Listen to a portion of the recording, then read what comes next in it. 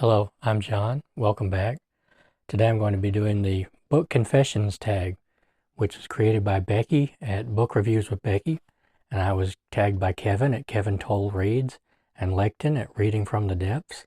And I'm not sure if I was tagged by anyone else for this, so YouTube is only letting me see the last couple of weeks of tags for some reason. But anyway, if anybody else tagged me and I haven't, said that you tagged me, I'm sorry about that. Okay, so number one. Well, first of all, I have a book confession to make, which is I haven't been doing very many tags lately. I've been a little bit overwhelmed by tags. I've got a lot of them, and I got sick back in November and December, so I actually have tags going way back into last year, and I'm going to try to do some more, but bear with me here. I'm trying. Okay, so number one, what is an unpopular book opinion or preference you have? Probably that I prefer to judge books in regards to the context of the time in which they were written. So if a book was written in 1885, I try to put myself in the place of someone living in 1885 and judge it by that based on what I know about the time period. And that doesn't seem to be too popular because there seems to be a preference nowadays to retroactively apply contemporary morals and ethics to people of the past. And, that is different from criticizing a work based on what we think about it today. That is trying to apply to people who are ignorant of the future. So it's a little bit, I'm not sure if I made that very clear, but I try to put myself in the time and place in which a book was written and look at it from that perspective first. And then I look at it and I try to pick out, where we have progressed from that point in time to the present. I don't try to pick apart an author based on what they weren't possible, what they couldn't possibly have known into the future. So I probably haven't explained that well, but anyway, that's probably one of the unpopular book opinions that I have. And I don't really know if I have any others, except that I prefer used books, and that seems to be, at least on BookTube, most people seem to prefer new books, but I don't think that's an unpopular opinion. So anyway, number two, has your reading taste changed over the years? How? It has. I read much more widely now than I did when I was younger, and some of the things that I used to read, I don't read as often as I used to. It's been about 2 years now, I think, since I read any psychology or sociology. I read so much of that from the time I was like 16 up until I was about 28 or 29. And I just really had my fill. I mean, I read, off the top of my head, Ernest Becker, Karen Horney, Freud, Jung, Edward Edinger, Robert Johnson, who wrote Transformation, which is a really good book. Yeah, quite a few more, but Viktor Frankl, Irvin Yalom, Carl Rogers. I really read quite a bit of all of that, and I don't anymore. I think I took from it what I needed, and once I had what I needed, I just kind of left it behind. After such a long period of reading those sorts of books, I really just needed a break. And, I was just in the comments of one of Mark's videos, Mark from Book Ramble, great channel, really, really great channel. I wish I could make videos like his videos. He squeezes so much out of the books he reads, and I wish I was able to do that. but he was talking about Viktor Frankl's Man's Search for Meaning, and we got into a little conversation about that in the comments. And I was thinking about, I read all those books, but I don't remember them very well. So I've kind of been thinking about going back and rereading certain volumes from that quest, I guess you could call it. Okay, number 3. What genre do you read to get out of a book slump? There's no set genre that will get me out of a book slump, unfortunately. And I do get them sometimes. I sometimes get a little bit overwhelmed by how many books that I have. And really that puts me into a slump more than anything else, I think. At least nowadays, because, Kierkegaard said that anxiety is the dizziness of freedom. That's a quote that's been with me for 15 or 16 years now, and sometimes that's true. Sometimes having so many books to choose from makes me a little anxious because every book requires a time commitment, and I'm always wondering how long is it going to take me to get through this. There's so many books I want to get to, and sometimes that just puts me in a slump more than anything else now. I used to get into a slump sometimes. Eric Maria Remarque's book, Arch of Triumph, put me into a slump one time, a really bad slump. And I don't know why, but that book it hit me. It was like a gut punch. I don't really know why, but I wasn't able to read fiction for quite some time after that. And I have found that one of the best ways for me to get out of a slump is to read short stories, to go back and read short fiction that I've read before, or to read essays, or nowadays I keep a book around and I make sure that it has several chapters, so maybe I might make myself read a chapter a day. Lately that book has been Churchill's Their Finest Hour, but I haven't opened it in a while because I've been reading all sorts of things. I have really been reading a lot lately. It's kind of been taxing because I read and then I have to make videos about it. And my last two wrap-ups were 30 minutes, almost 30 minutes for my fiction and almost 30 minutes for my nonfiction. And I really felt like I cut some of those short and they were still long videos.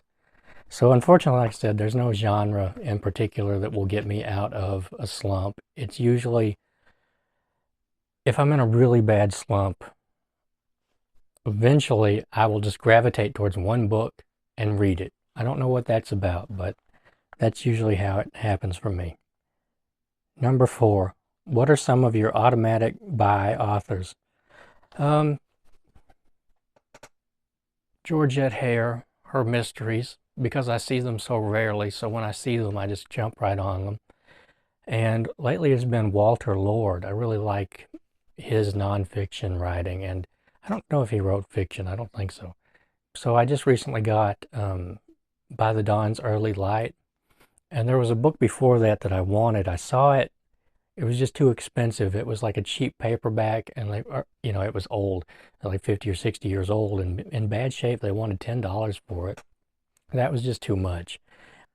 But so those are two, Walter Lord and Georgette Hare, and I can't really think of any others off the top of my head. There are a lot of authors that, a disconcerting thing about me is that if I walk into a bookstore, I sort of forget every author I've ever read. Like I just forget their names and I walk around, and I'm better at it now than I used to be, but I actually keep a list with me in my wallet and I look at the list.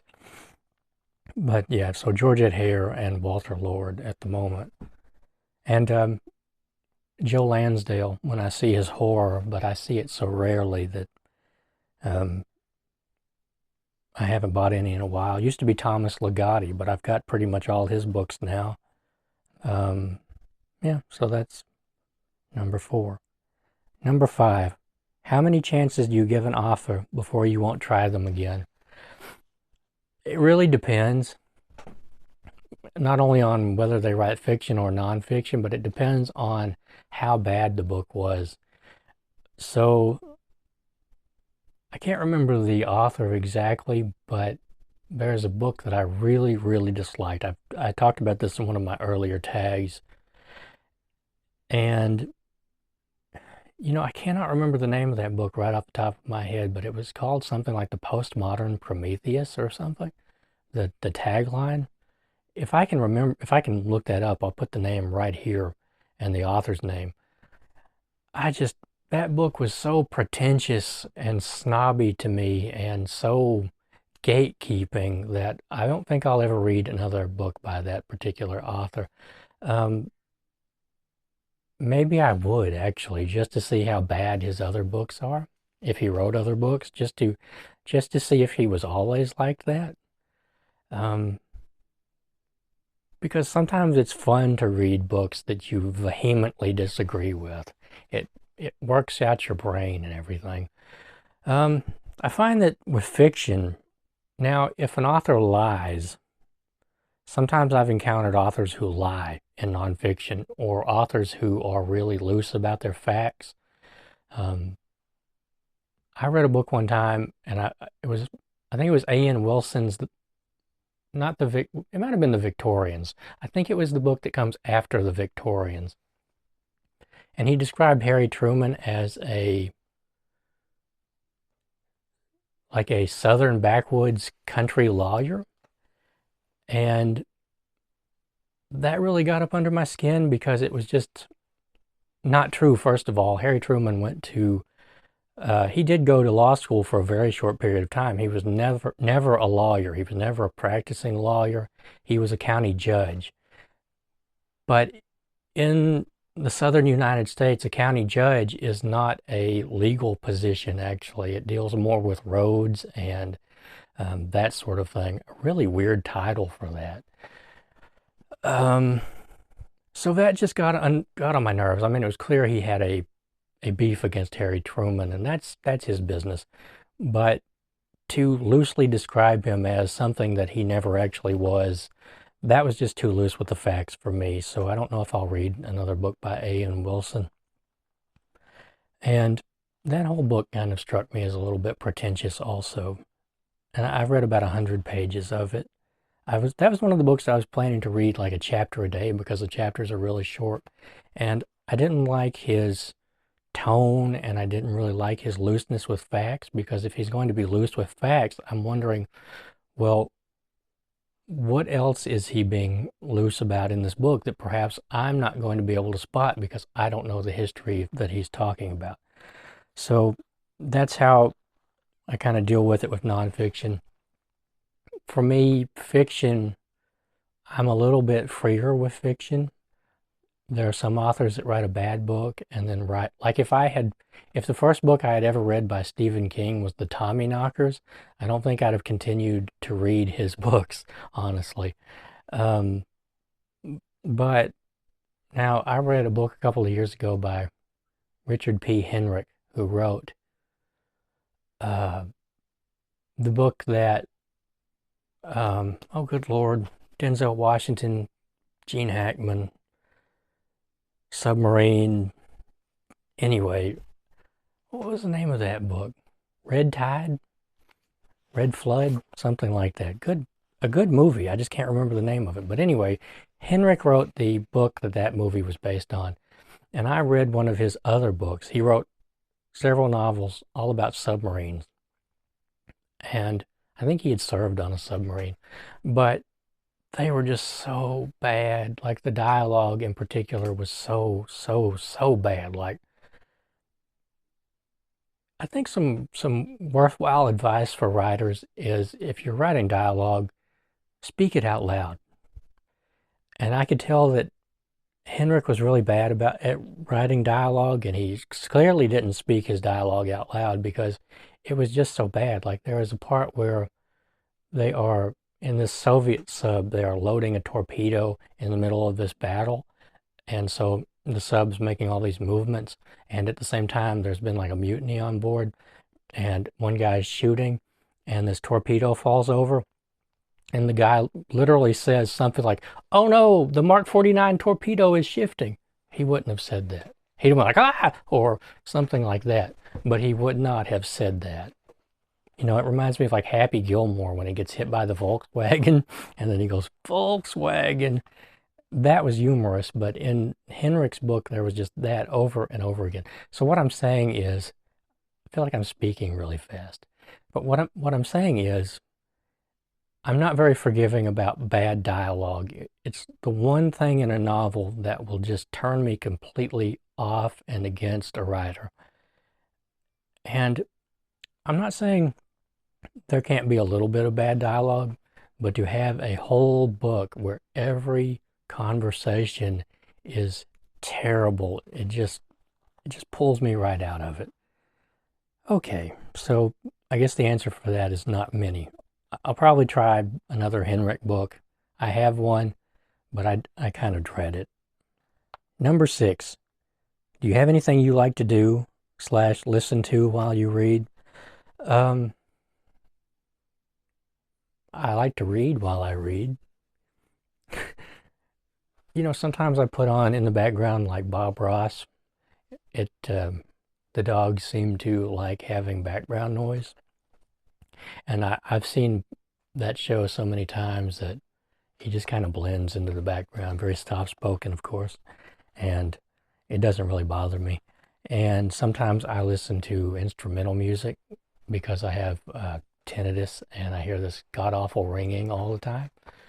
But I've lived with it my whole life, so I only really notice it in silence. And since I've had it all this time, I basically never sit in silence. So I always have a fan going or a some instrumental music, some jazz without words or something classical music. Like right now, for instance, it's so quiet in here that all I hear is a ringing. Like I hear this. Silence is never silent for me. It always sounds like if you've ever heard like that weird ringing you get sometimes in YouTube videos, or if you've ever heard one of those things that squeals to get the pigeons to go away, that's kind of what it sounds like all the time. Number 7. How far do you read before DNF'ing? Um, that depends on the book and the reason I'm DNF'ing. So if I'm just not feeling the book, maybe like 15 pages, but I plan to come back to it later. So that's what they call a soft DNF. Like a hard DNF, usually it takes me longer to build up that much either boredom to the point of I don't want to read the rest of this ever, or um, to become angry with the author, for instance, with A.N. Wilson. Um, I'm not really sure. That really just depends on the book. So one time when I was in middle school, I was in 8th grade, I was reading Stephen King's Insomnia, and I made it to the last like 75 pages, 50 pages, and I just quit. And I don't know why. I have a great big first edition hardcover of Insomnia, and I've been thinking about reading it again. I think it was just so different from other King novels that I'd read by that point that I was always, the whole time I was going through it, I was a little bit confused about what was going on. And it's about an old guy named Ralph. And yeah, so I quit that book within 50 pages of the ending. Like I got right to the ending and then I was like, I don't care anymore. So I've always felt kind of bad about that. And I may go back and reread that now that I have that hardcover. Oh, that's embarrassing. Anyway, number 8. Do you ever find yourself making the same faces in as the characters in the book? Probably sometimes. I find myself making faces mostly uh, when something cringy happens, or when I'm reading a horror novel or a crime novel, and you get to those moments of, ugh, I make faces then. But I don't know if I make the same faces as the characters in the book. Probably Probably not, actually. I make my own faces about what's going on. Sometimes I get angry with characters and I go, why are you doing this? You know, stuff like that.